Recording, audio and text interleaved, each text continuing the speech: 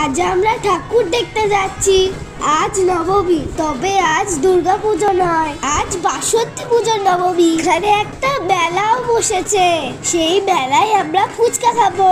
তবে আগে চলো ঠাকুরটা দেখে নি। ও মা, দেখো কত সুন্দর প্যান্ডেলটা, তাই না? কত ভিড় হয়েছিল নবমীর দিনে, দেখো।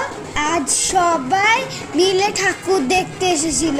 আমিও গেছিলাম বাবা মায়ের সাথে ও বোনের সাথে। আমার তো পুরো দুর্গাপুজোর মতনই লাগছিল। সবাই এখানে এসে ছবি তুলছিল, তাই আমিও ঠাকুরের কাছে গিয়ে ছবি তুললাম। কাছ থেকে ঠাকুরের মুখটা কি সুন্দর না? কিছুক্ষণ পর ঠাকুরের আরতি শুরু হয়ে গেল। কত ঢাক ঢোল, কত বাজনা। আমার তো খুব মজাই লাগছিল। এদের কি মজা না? বছরে দুবার দুর্গাপুজো হয়, আর পুজো মানেই নতুন নতুন জামা। কি মজা না?